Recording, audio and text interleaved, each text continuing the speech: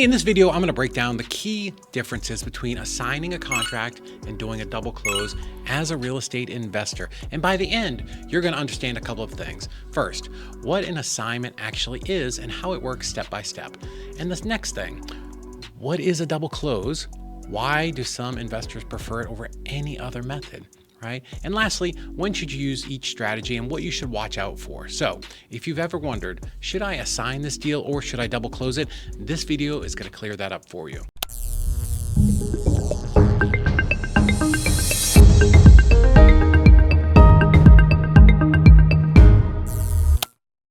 This video, I'm making it exclusively for my friends over at Real Estate Bees. They are the absolute go-to for everything in real estate. My name is David Olds, and I've been a real estate investor for over 20 years now. I've been a wholesaler, a flipper, a landlord, and I've been involved in thousands of closings all over the country. I'm based in Chattanooga, Tennessee, and my team here, we specialize in helping investors navigate complex transactions and get their deals closed. So let's jump right in here. First, let's get super clear what we're talking about. When most people say they're wholesaling a deal, they're usually talking about one of two exit strategies. First, assignment of contract. This is a transaction where you never actually buy the property, but you're selling your position in your contract with the seller to another buyer. And that's different from a double close, where you're actually buying the property, taking title to it, and then reselling it, usually on the same day or very close in time, maybe the next day. And both strategies are legal in almost every single state when done correctly, right? Every state has a little bit different laws, and they work very differently on paper and at the closing table. Let's start with assignments because this is really where most people begin. And here's a simple version. You're going to start and you're going to sign a purchase contract with this seller. Let's call it Mrs. Smith, right? And you're usually getting these properties at a discount. And instead of closing on it yourself, you're just going to assign that contract to a cash buyer for a fee. That's called the assignment fee. That end buyer is going to sort of step into your shoes and they're going to close on that property with Mrs. Smith and you're going to get paid the assignment fee at closing. So you're basically saying, hey, Mr. Buyer, I have the right to buy Mrs. Smith's house for this amount and I'm going to sell it to you for this other amount. I'm going to sell you that right. So think about it this way. If you have Mrs. Smith's house under contract for $100,000 and you find this buyer, right, and he is willing to pay you $115,000, you might assign your contract to this buyer for an assignment fee of $15,000. On the closing statement, it usually shows the seller selling their property to the end buyer at $100,000, and you as the wholesaler, you're getting that $15,000 as just a line item on the paperwork. You never actually take title, but you're selling your interest in the contract. You're not technically selling a house, you're selling a contract or you're selling a deal. Why do people love assignments? Well, they're very cheap and they're simple and you don't have to bring a lot of funds to closing. In fact, you don't oftentimes have to do a lot of marketing. You don't need to be spending money. You could literally just walk down the street, find somebody who has a house that they want to sell, put it under contract, go find a buyer and sell it to them with almost no money out of pocket. Now, of course, that's an extreme example, but it could happen and I've done it. So less money up front, less money to close, way fewer moving parts. There's only one closing as opposed to two in a double closing. And this is really great for new investors, right? There are fewer people involved, less paperwork, and usually it goes much faster. So if you're just getting started and your fees are modest, maybe it's $5, $10, $15, even $20,000, assignments can be a fantastic way to build some cash and get some experience really quick. But there are some downsides, right? There's transparency of your profit. And what that means is everybody at the table can see how much you're making because it's on the closing paperwork. And sometimes that's not a problem, but sometimes it will create some friction. Oftentimes, if there's a lender involved, right? Maybe your end buyer is getting a bank loan. Lenders do not like assignments. They are not going to pay it. So if your end buyer is using any type of conventional, traditional financing like a credit union or even their local bank, the lender may not allow an assignment. They may not want to pay you your $15,000. And there are certain states or places where they restrict assignments, right? Some areas require some special language or don't allow them at all. Pretty much you can do them every place if you have the right contract. And here's the big one. Sometimes, right, when your fee gets really big, assignments, they can make sellers and buyers feel a little bit weird, right? The seller sees that you're making $40,000 on their property. The buyer's like, why am I paying you $40,000 to bring me this deal, even though it's a good deal, right? Sometimes they don't understand the value that you're bringing to the deal. And that's what rolls us into double closings. With a double closing, there are two separate transactions. You have your A to B, right? A would be the seller, B would be me, right? So Mrs. Smith is A, I'm B. So the seller's gonna sell the property to me, and it's gonna go from being in her name into mine, right? That's the first part of the transaction. Remember, this is a double closing, meaning two. The second part, right, is B to C. Again, I'm B, C is my end buyer. Here's where we're going to turn around and sell that property to the end buyer. And these can happen on the same day, sometimes even back to back, or, maybe it's 2 days at the most, maybe 3, but that's really about it for a double closing, right? But it's a very short time frame. So using the same numbers, right? You buy from the seller, from Mrs. Smith, for $100, and then we're selling to our end buyer for $115,000. The spread is $15,000, but it's built into the two contracts between the two sales prices, not like an assignment fee. So it works a little bit different, right? So in this case, we have the seller at $100,000 coming to me, right? But I'm going to have to pay some closing costs. And then it's from me at $100,000 to the end buyer at $115,000. The great thing here is because they're two separate transactions, nobody sees my fee. Nobody sees how much I'm making. These are just two normal everyday sales, right? Nothing special about it. So here's why investors choose the double close. Here's why so many of them prefer it. There's privacy, right? Nobody can see how much I'm making, right? The seller doesn't see my profit. They just see that I'm buying it for the $100,000. The buyer, he just sees that I'm selling him this house for $115,000. Nobody sees how much money I'm making. The buyer sees only what they're paying me for the property. So this will give you a lot of flexibility with lenders. A lot of traditional lenders are much more comfortable with a straight sale than an assignment. Even some hard money lenders are getting funny about the amounts that they will let the wholesaler make.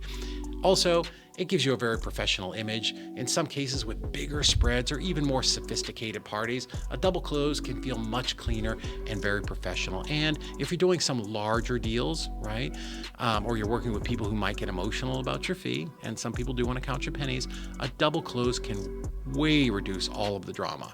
But it's not all upside. So double closes do have some trade-offs. You will have to actually have funds to close with Mrs. Smith, right? You actually have to close on that transaction, meaning you have to have cash or private money or something called transactional funding, where I show up to closing with the $100,000 plus the cost of this closing transaction, right? Which could be maybe 2 or 3%, so $2,000 or $3,000, right? So we're going to have two sets of closing costs because there are technically two transactions, right? Two deals means two sets of title charges. You're recording twice, possibly you're paying a transfer tax, and all of that eats into your profit, right? Also, there becomes a little bit more coordination. You're lining up two separate closings. Even if it's on the same day or the day after, there's just more moving parts and more chances for delays. So a double closing, it does give you more privacy and flexibility, but it comes with extra cost and complexity. So this is the part most people care about, right? They say, okay, David, when should I assign and when should I double close, right? Very fair question. Let me give you a very simple sort of decision filter that you can use. Assignments tend to be a good fit when your fee is modest, right? It's small. Maybe you're making $5,000, $10,000, even $20,000 today. Most of the time, that's not a big deal. And everybody has very realistic expectations. The assignments, they go through very smoothly. They work great if you're working with seasoned investors, cash buyers who buy a lot of deals, and they understand that you're providing a great service and that you need to make money for going out and finding and negotiating these deals for them, and they're not really shocked by a big assignment fee. And the last thing is the contracts and local laws, they clearly allow for assignments, and your purchase contract is written correctly and is assignable. This way, your attorney or your title company, they're very comfortable with it, and you're not hiding anything, right? This is where speed and simplicity matter more than privacy. You want to get in and out as fast as possible with the least number of moving parts. And in those cases, an assignment is often the very cleanest way to go. So a double closing starts to look a lot better and more attractive when you've got those big spreads. Let's say you're making $30,000, $50,000, or even $100,000 more. People sometimes get a little worked up when they see that number on the closing statement. They're like, I can't believe I paid you $80,000 for this, right? And sometimes they don't understand the work that you did to find and structure that deal. So If you're working with these retail type sellers or agents or homeowners, sometimes agents who just aren't familiar with wholesaling, sometimes they get spooked by assignments and don't understand it. And in those cases, a double close, it just feels more traditional to them, and there's just gonna be less red flags that go up. And lastly, the end buyer's lender, they're not going to allow the assignment. So they want you to be on the chain of title, and a double closing, it solves that. And this is where you're moving in that property into a different structure. So with a double close, it gives you more control and just way less drama, right? Being the actual seller with your end buyer, it gives you a lot more control over that transaction. There's so few questions. One thing that you absolutely cannot ignore with a double closing is funding and timing. So a couple of real quick points here. A lot of investors use short-term, same-day capital just to close the side with Mrs. Smith, right? That A to B side, because we don't always have $100,000 sitting around. Even if we do have lots of money, we could have money in multiple deals, right? So in this scenario, that lender gets paid back once I close this side, right? Sometimes it can be a few hours later, or like I said, a day or two, and you do pay a little bit of fee, but using transactional funding, this gives you the benefit of keeping your deal very clean where nobody sees anything. And when doing a double close, your end buyer must be very solid. With an assignment, if your buyer flakes out, you can sometimes, kind of step away from that deal, cancel the deal with a lot less damage and hurt feelings, or you can find another buyer to come in really quick. But with a double close, you've already bought the property. And if your end buyer doesn't show up, you now own it. And that does involve a little bit more risk. So timing is very, very important here. Ideally, you're closing with A to B in the morning and B to C in the afternoon, right? Or within a very, very short window. But the longer that gap is, right, the more exposure you carry, the more risk, right? And you're going to have to pay prorated taxes and maybe utilities, holding costs. And, just let's say something happened. You better have insurance in case it burns down in between.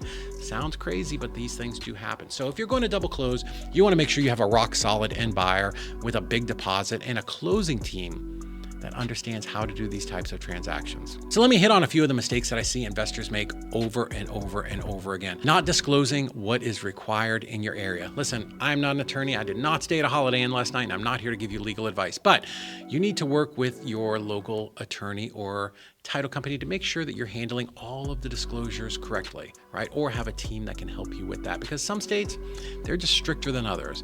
The other thing, waiting too long to decide on your strategy. Do not wait until a week before closing to decide whether you're going to assign or double close it, right? Because your contracts, your funding, your team, the people handling your closing, the title company, everybody needs to know this up front. You can't just change it an hour before closing, right? And then lastly, right, one of the most important things is using the wrong title company or attorney. Not every closing office understands investor deals, right? And if they don't like assignments or they don't understand double closes and how your funding is working, you're going to have a rough time, and this is where your deals die. So important to make sure you work with people who are comfortable managing these types of transactions. And then again, just as a reminder, do not ignore your costs. With a double close, don't forget you're paying fees 2 times. So run the numbers. This is why investors will only use a double close when their fees are really big, because they can afford to pay $5,000 or $6,000 for extra closing costs. And there are times where an assignment is going to put more money in your pocket with less risk. So don't let emotions drive the decision. I've seen investors double close just because they're worried the seller might be upset about their fee. Sometimes that's valid, but sometimes, honestly, the seller doesn't care. They just want their problem solved. So be very clear. Look at the actual risks, the costs, and the benefits before you decide. So that's the big picture on double closings versus assignments in wholesaling. One isn't good and the other isn't bad. They're just different tools with different trade-offs. So now you understand how each one of those really works so that you can protect more of your profit and avoid a lot of the unnecessary drama that can happen at the closing table. I promise you don't want to do that. We want to make sure that we keep more of your deals alive instead of losing them because it was structured incorrectly. So thank you so much for watching again. We made this exclusively for our friends over at realestatebees.com. I'm David Olds. I'll see you at the closing table.